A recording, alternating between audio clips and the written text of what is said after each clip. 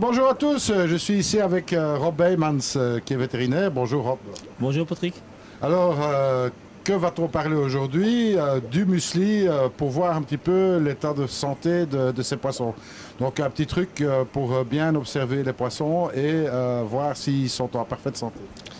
C'est vrai, pour observer le koi, je choisis le produit koi muesli. C'est une vitamine snack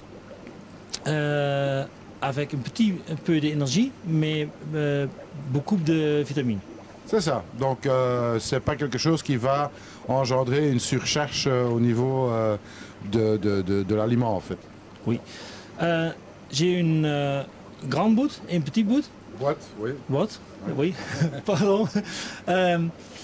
Je prenais le vitamine et ik voer. Je donne au poisson. Je donne pour le poisson et j'observais l'habitude, le mucus pour le skin. Oui, on va observer en fait le mucus et voir si le poisson vient bien manger et qu'il mange correctement et voir s'il n'a pas été abîmé ou s'il n'a pas une petite plaie ou que sais-je encore. Hein. Donc, ici, on peut remarquer d'ailleurs sur certains poissons, comme par exemple il y a un sankey qui vient manger, eh bien que sa bouche est déformée. Il arrive là, ici, à votre gauche sur l'écran. Mais ça ne l'empêche pas de manger correctement, donc tout ça, ça va très bien. Donc c'est un bon système pour pouvoir voir un petit peu quelle est la réaction des poissons en fonction de cette nourriture. Comme vous pouvez le voir, ils sont assez friands de ça. C'est vraiment spécialement étudié pour pouvoir observer les poissons. Oui, c'est mieux pour un poisson sur la quarantaine. C'est bien pour observer. Il y a une flavor. Il y a des ajustants de goût. Oui. Et le poisson en quarantaine qui est malade, qui mangeait, zijn niet zo ziek als wat je zou verwachten. Als ze eten is het een goed teken. Donc en fait, en quarantaine, quand on observe les poissons, s'ils viennent manger, ben, ils ne sont pas trop malades. S'ils ne viennent pas manger, là, évidemment, ils sont vraiment très malades. Donc il faut alors réagir. C'est ce que Rob Beymans nous expliquera plus tard. Ook voor als je kinderen hebt of kleinkinderen hebt en je wilt dat de kinderen vragen vaak omdat ze vissen mogen voeren, is dit een ideaal voer. Je overvoert de vissen niet, maar je geeft gewoon een gezonde snack.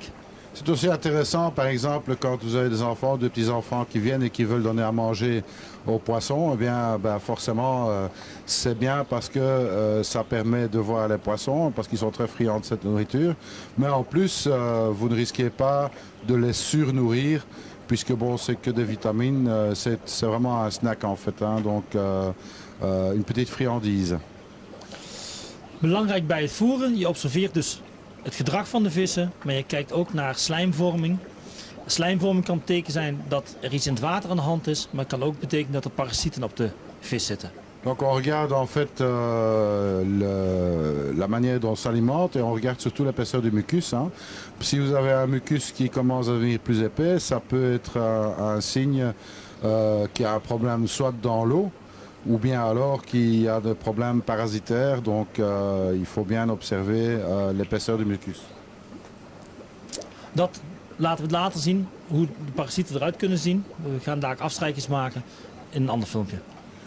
Et plus tard on fera une autre vidéo et on fera quelques petites plaquettes pour observer au microscope et voir quelles sont les différentes formes de parasites qu'on peut trouver sur un poisson. Oké, dat was het. Eh bien merci, à bientôt.